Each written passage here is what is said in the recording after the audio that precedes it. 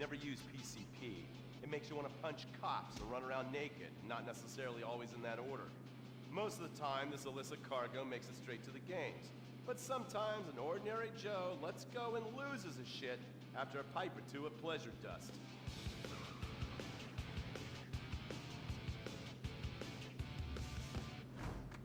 The Vagos.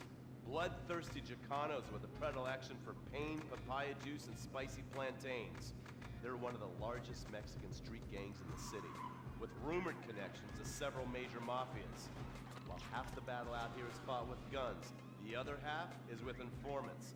Sometimes you need to become the bad guys to bust the bad guys. All right, guys, let's go.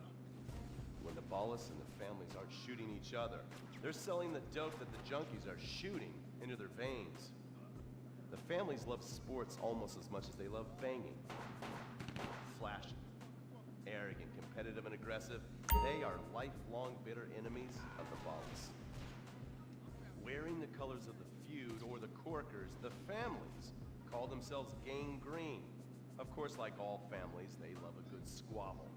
Subdivided into sets, such as the Chamberlain Gangsters or the Carson Avenue set, it turns out the families love shooting each other almost as much as they love shooting Ballas.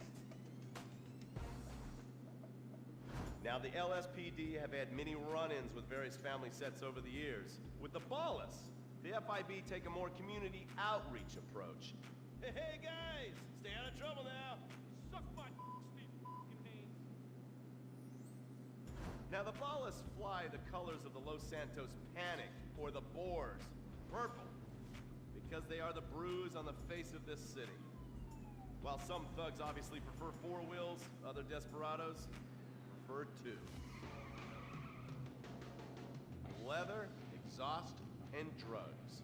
No, this isn't an exotic S&M party. These are one of the nation's toughest outlaw motorcycle gangs, the Lost. Rumors are they get a new tattoo for every person they stab. And it's definitely okay for your motorcycle mama to show her breasts to your friends. The FIB has been tracking the Lost for years. We've jumped from coast to coast and have spent more time in the Midwest than a tornado spotter.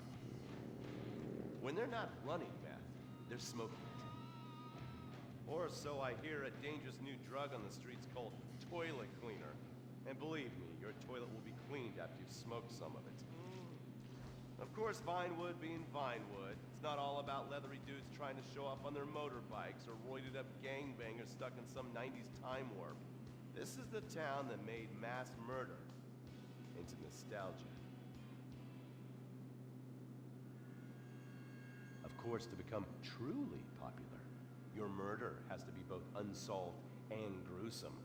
In a town full of alien spotters, adults dressed as zombies, and entertainers dressed as cartoon characters, it takes something particularly awful to really catch people's attention. The famous, unsolved murder of a Vinewood starlet is one such case. For years, horny nerds have wondered what happened to Leonora Johnson, and if they would have plucked up the courage to speak to her or kill her themselves. It's inspired filmmakers, writers, and copycat killers.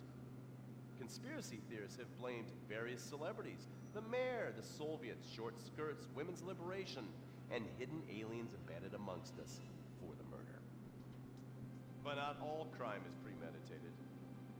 Maybe drinking's your thing. Look at this drunken buffoon, proving that there doesn't always need to be criminal intent to cause serious criminal damage. Or maybe you're just an overprivileged poppycock, living on daddy's pension and protesting about the unfairness of capitalism. Maybe stock market manipulation is your bag, or loan sharking, double identity theft, assassination, or even worse, swinging.